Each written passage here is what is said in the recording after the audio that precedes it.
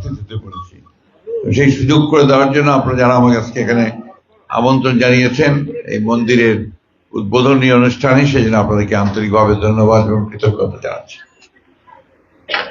আমার ছোট ভাই আমার চেয়ে 16 বছরের ছোট, 1 বছর না 16 বছর। তো আমাদের জন্ম এখানে, বেড়ে উঠেছি এখানে। এটা ছিল বিরান ভূমি, একমাত্র হাট ছিল একটা। আর এখানে আমাদের মহেন্দ্রদা আর দারুদার বাসা ছিল এবং তারা এখানে কাঠের কাজ করতেন। আর এখানে মন্দির, কালীবাড়ি মন্দির, একটু ভয়ই পেতাম ছোটবেলা। কালীবাড়ি মন্দিরের ভয় পেতাম এই জন্যে যে অনেক রকম কথা আমার হিন্দু বন্ধুদের কাছ থেকে শুনতে পেতাম, যার পরে কিছুটা ভয় ছিল।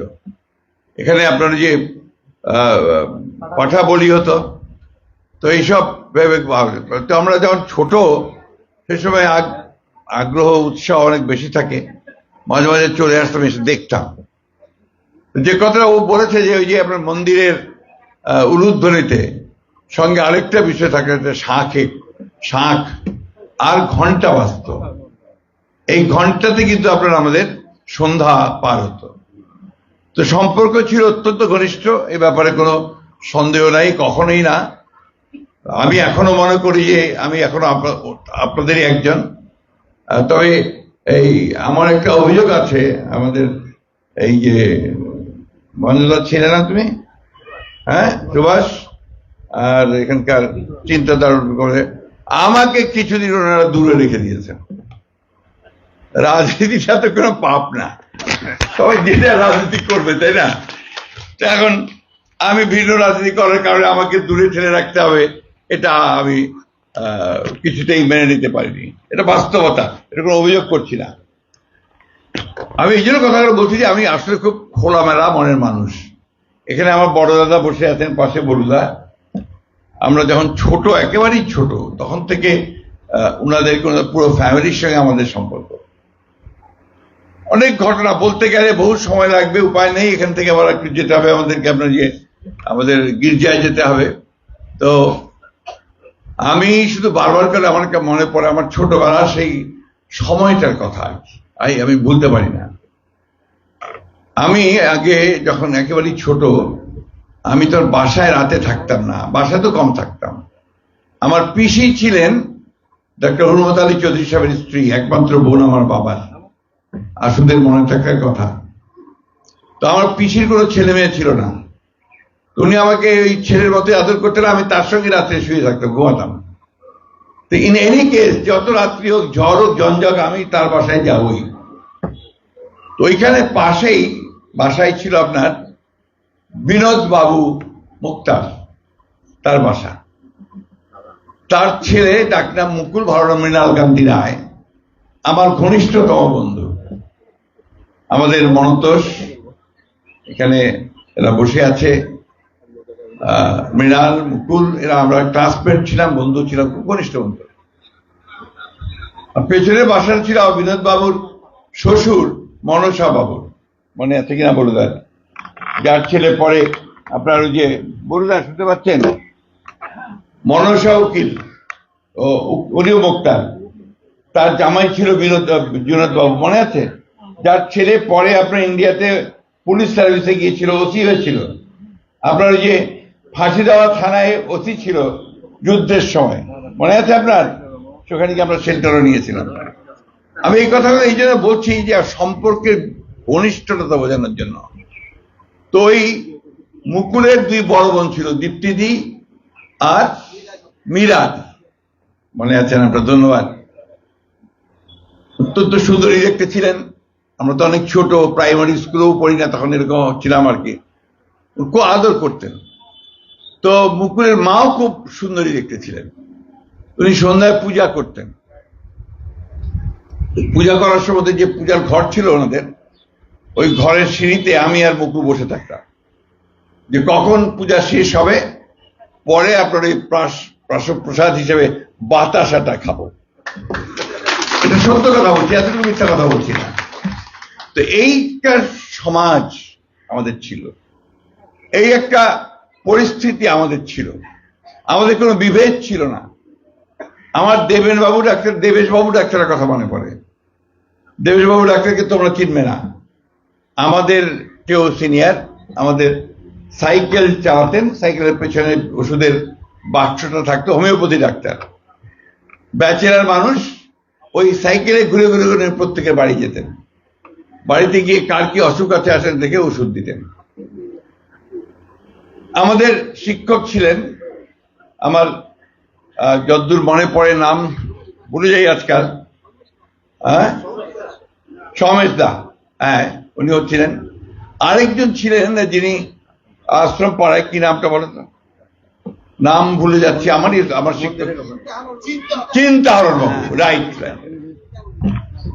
অসাধারণ শিক্ষিত মানুষ ছিলেন, MA LLB, কিন্তু স্কুলে শিক্ষকতা করতেন। এই পরিবেশে আমরা কিন্তু বেড়ে উঠেছি। আমাদের বেড়ে ওঠার মধ্যে কখনো আলাদা করে ভাবিনি যে আমি মুসলমান, ওই জন্য আমি হিন্দুদের বাড়ি যেতে পারবো না, বা আমার বন্ধু মৃণাল কান্তি রায় সে আমার বাসায় আসতে পারবে না, কখনো চিন্তাও করিনি। এবং আমরা যে আলাদা এটাও ভাবিনি। এখানে বড়ুদা বসে আছেন, আশ্রম পাড়ায় আমি যখন ইউনিভার্সিটির ছাত্র, তখন আমাদের একজন ছিলেন ফণিদা, মনে থাকার কথা, ফণিপালি। উনি আমাদের নাটক শেখাতেন, আবৃত্তি শেখাতেন, অত্যন্ত ঘনিষ্ঠ ছিলেন। তো ওখানে আশ্রম পাড়াতে ওই আপনার ঘোষপাড়ার লোকেরা অনেকে এসে আশ্রম পাড়ায় পূজা করত, তাই না? তার মধ্যে ফরিদা তাদের মধ্যে একজন ছিলেন। তো ওইখানে আপনার নাটক হতো, আশ্রম পাড়ায় নাটক হতো, এবং সেই নাটকে আমি আপনার নিয়মিত অংশ নিতাম। অর্থাৎ আমি নাটক করার অভ্যাস ছিল, যখন চুনকালি মাখতাম মাঝে মাঝে, ওখানে গিয়ে নাটক করতাম। তো এই যে পরিবেশটা, এই পরিবেশটা আজকাল আর নাই। এখন একটা কেমন, যে বললাম যে আমার সামনে নিজের লোক আর মনে করে না, ডাকে না, কথা বলে না, এটা অনেক সময় হয়। এই জায়গা থেকে আমাদের বেরিয়ে আসি।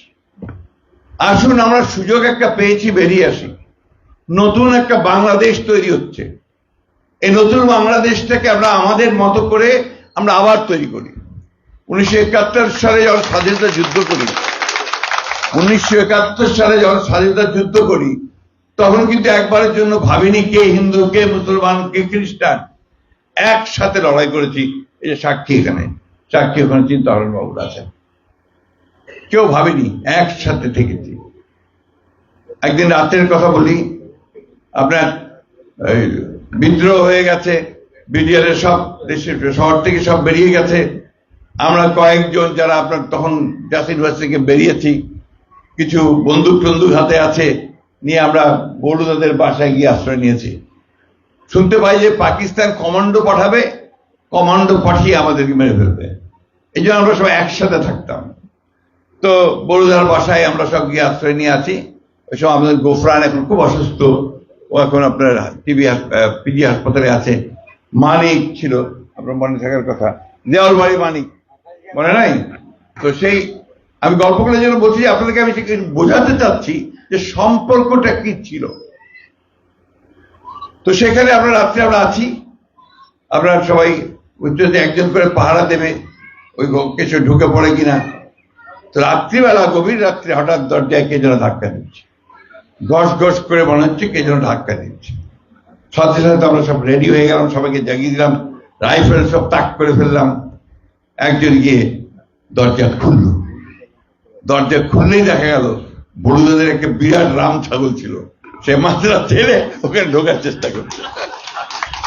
এগুলো সব সত্যি ঘটনা, একটাও মিথ্যা বলছি না, কিন্তু সাজিয়ে বলছি না, বানিয়ে বলছি না, বলছি সবই বলছি। আজকে দু একটা কথা বলবো। সেই ভারতের কথাই আবার বলি। আপনার ভারতে তো আমরা প্রথম খুব জড়সড় থাকতাম, তারপরে স্থানীয় ইসলামপুর, দিনাজপুরের তাদের এই সমস্ত মানুষদের, রাজনৈতিক নেতাদের, কর্মকারদের, তাদের যে উষ্ণতা, তাদের যে আতিথেয়তা, তাদের যে আন্তরিকতা, সব দেখে কিন্তু আমরা সব ভুলে এক হয়ে গিয়েছিলাম। তো ওইখানে আপনার আমরা অনেক সময় ঝামেলায় পড়েছি। কেউ হয়তো আমাদেরকে একটু বাঁকা কথা বলেছেন, অনেকে হয়তো বলেছেন আপনারা তো মুসলমান, তো ভারতে আসছেন কেন? তো সাথে সাথে বড়ুদা হয়তো সেটা উত্তর দিয়ে দিয়েছেন যে আমরা হিন্দু মুসলমান ভাগ করি না, আমরা স্বাধীনতার যুদ্ধ করছি। আমি একটু বাড়িয়ে বলছি, সত্য ঘটনা বলছি আপনাদেরকে। আপনার স্বাধীনতার পরে আমরা আপনার ওই বড়ুদা আর আমরা রংপুরে গেছি, ক্যান্টনমেন্টে আমাদের গাড়ি টাড়ি সমস্ত আটকে আছে, আর্মি নিয়ে চলে গেছে, পাকিস্তান আর্মি, ওখান থেকে উদ্ধার করার জন্য আমরা ওইখানে গিয়েছিলাম। রাত্রে হোটেলে থাকতে হয়েছে, হোটেলে থাকবো, বিরক্তিকর ব্যাপার, কোনো কাজ নেই। তো আমি বড়ুদাকে বললাম যে বড়ুদা চলেন একটা সিনেমা দেখি। বড়ুদা আমার চেয়ে বয়সে কিন্তু অনেক বড়, কিন্তু একদম বন্ধুর মতো আমরা থাকতাম বেশিরভাগ সময়। তো বলে সিনেমা দেখবে, চলো যাই। গেলে গিয়ে দেখি প্রত্যেকটা সিনেমা, অনেক সিনেমার নাম মনে নাই, হাউসফুল আর ভিড় প্রচুর। আমি বললাম আর দেখা হবে না, চলেন বড়ুদা ফিরে যাই। বড়ুদা বললেন যে দাঁড়াও, বড়ুদা তখন খুব শক্তিশালী, ফুটবল টিমের, আমাদের ঠাকুরগাঁর টিমের উনি কিন্তু স্ট্রাইকার, তখন অত্যন্ত শক্তিশালী, ল পড়ছেন। তো উনি একজনের উপর মাথার উপর দিয়ে উঠে গিয়ে টিকিট কাউন্টারে গিয়ে টিকিট করে নিয়ে আসলেন এবং আমরা সিনেমা দেখলাম। অনেক অনেক ইতিহাস, বলতে গেলে বহু সময় লাগবে, বহু। আমরা মাঝে মাঝে ঝামেলায় পড়েছি, যেমন ঝামেলা হয়েছে, এটা আবার ভারতীয় বন্ধুরা কেউ কিন্তু অত ঝামেলা করতো না, আমাদেরই বাংলাদেশের কিছু কিছু বন্ধু ঝামেলা করতো। কারণ আমি ফ্র্যাঙ্কলি বলি, আমরা আওয়ামী লীগ করতাম না, আমরা তখন মৌলানা ভাসানীর ন্যাশনাল আর্মি পার্টির করি, ছাত্র ইউনিয়নের। ফলে আওয়ামী লীগের অনেক লোকেরাই, সবাই না, কিছু লোক আমাদেরকে একটু খারাপ চোখে দেখতো বা আপনার ঝামেলা করার চেষ্টা করতো। তো এই ঝামেলা করার চেষ্টা করতে গিয়ে আপনার কাকে যেন বলেছে যে এরা তো আসলে জাসুস, জাসুস বোঝেন, গোয়েন্দা, এরা পাকিস্তানি জাসুস, এই সমস্ত ইনফরমেশন করে আমাদেরকে আমাকে এক রাত্রি ভোরবেলা পুলিশ, ইসলামপুরের পুলিশ আমাকে তুলে নিয়ে গেল, মনে আছে? তো আমাদের যারা বন্ধু বান্ধব ছিলেন তারা সাথে সাথে প্রথম যে জায়গাটা দৌড়ে গেছেন সেটা হচ্ছে বড়ুদার কাছে। আপনার মনে থাকা উচিত, বড়ুদারা থাকেন তারা রামগঞ্জে, ইসলামপুর থেকে একটু দূরে। সাথে সাথেই বড়ুদা উঠে তার লোকজন নিয়ে উনি চলে এসছেন থানায়। মুহূর্তের মধ্যে গোটা ইসলামপুরে খবর হয়ে গেছে যে আলমগীরকে গ্রেফতার করেছে পুলিশ। ইসলামপুরের যত ভালো উকিল ছিলেন তারা সবাই চলে এসছেন, কারণ তারা বেশিরভাগই ঠাকুরগাঁতে একসময় থাকতেন বা ছিলেন। হিমাংশু বাবু ছিলেন, আরো হেমন্ত বাবু ছিলেন। তারা এসে ওসিকে বললেন, ওসি পূরব রায়, নামটা এখনো মনে আছে আমার, বললেন যে তাকে। তো পূরব রায় বললেন যে দেখেন, এটা ওনাকে আমি হয়েছে, সন্ধ্যার সময় এসপি আসবে, ইন্টেলিজেন্সের লোক আসবে, তারা আপনার করবে, ইন্টারোগেশন করবে, তারপরে আপনাদেরকে আমরা বলতে পারবো। যখন এটা বলার তখন আর ওনারা আমাকে প্রচুর খাওয়ার, পত্রিকা, বই সব পাঠিয়ে দিলেন। এখন আমার মনে আছে সেদিন সন্ধ্যার সময় আসলেন আমাকে ইন্টারোগেট করতে, জিজ্ঞাসাবাদ করতে, ওখানকার যে এসডিপিও, তারপরে ইন্টেলিজেন্সের মানুষের, তার মধ্যে একজন ছিলেন যিনি ঢাকা বিশ্ববিদ্যালয়ের ছাত্র ছিলেন। তিনি আমাকে প্রায় ঘন্টা দেড়েক আমাকে ইন্টারোগেট করলেন। সব শেষে যখন আপনি ইন্টারোগেশন শেষ হয়ে গেল, তখন ওসি বলছে কি করবো স্যার, কাস্টডিতে নিয়ে নেব? তো উনি এক পা জিপে রেখেছেন, জিপে পায়ে রেখেছেন, বলছে না দরকার নেই, তাকে তুমি প্রতিদিন উনি এখানে দেখা করে যাবেন, মানে টাউন হাজিরা দিতে হবে আর কি। এই সময় বড়ুদারা কিভাবে ঝাঁপিয়ে পড়েছিলেন, একটা দুইটা বেশি অনেক। আমাদের বন্ধু মানিক অ্যারেস্ট হয়ে গেল, আমরা চতুর্দিকে ঘুরে বেড়াচ্ছি তাকে কিভাবে বের করে আনবো। তো শিলিগুড়িতে বোধহয় সম্ভবত আমরা ওই যখন নিয়ে এসছে হিয়ারিং হবে বেইলের ব্যাপারে, তো আমরা ওই কোর্টের চায়ের দোকানে বসে চা খাচ্ছি। তো অন্যান্য উকিলরা যারা আছেন তারা বেশ কৌতূহল নিয়ে দেখে বলুদাকে জিজ্ঞেস করলো যে আপনারা তো জয় বাংলা থেকে এসছেন না? তো বললো হ্যাঁ আমরা তো জয় বাংলা থেকে এসছি। তো আপনার নাম কি? বলরাম ঘোষ, ওনার নাম কি? মির্জা আলমগীর।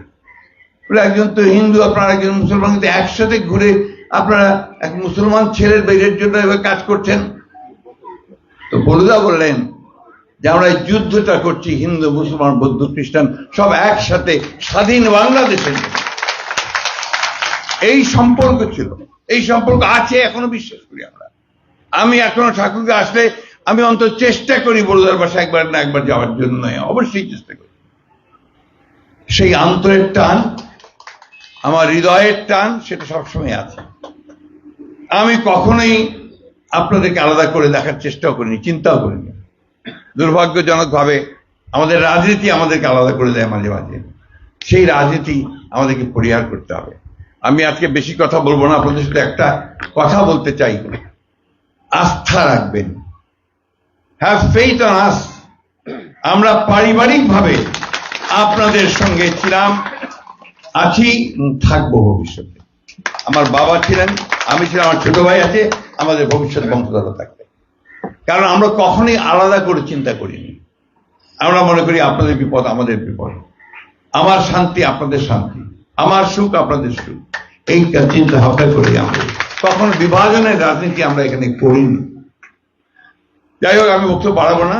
আমি শুধু আপনাদের কাছে এইটুকু অনুরোধ রাখতে চাই যে আজকে আপনারা এই যে মন্দিরের ফলক উন্মোচন তো না, প্রস্তর দেবেন, কোনটা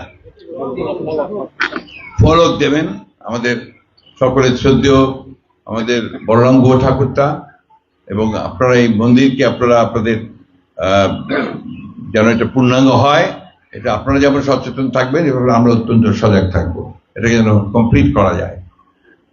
2 নম্বর হচ্ছে যে একটা কথা পরিষ্কার করে আমরা বারবার করে বলছি, এই কথাটা বলতে চাচ্ছি এই জন্যে যে আমরা বিশ্বাস করি যে প্রত্যেকটা মানুষ হচ্ছে বাংলাদেশে, যা বাংলাদেশের জন্ম, তার হচ্ছে বাংলাদেশের নাগরিক, তার পুরো অধিকার আছে, সম্পূর্ণ অধিকার আছে। আপনারা কখনোই নিজেদেরকে ছোট মনে করবেন না, আউটসাইডার মনে করবেন না।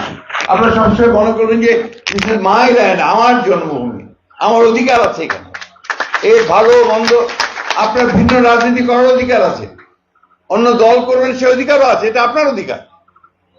আমরা এটা বিশ্বাস করি, এবং আপনার ওই অধিকারকে রক্ষা করার জন্য প্রয়োজনে আমরা জীবন দিতেও প্রস্তুত। আর ওটাই হচ্ছে গণতন্ত্র। সহনশীলতা, পরামর্শহীনতা, এই জিনিসগুলো আমাদেরকে আরো বেশি করে সামনের দিকে নিয়ে যেতে হবে। আমরা এখানে প্রায় সবাই, আমি যা দেখছি, সবাই স্কুল শিক্ষিকা অথবা আপনার শিক্ষক এবং শিক্ষিত মানুষ। আসুন রবি ঠাকুরের একটা গানের কথাই মনে করে দিই আপনাকে। আমার একটা বদনাম আছে আমার পার্টিতে, আমি যে প্রায় নাকি রবি ঠাকুরের কথা বলি। আসলে আমি মনে করি যে হি ইজ এ ফিলসফি, তার প্রতিটি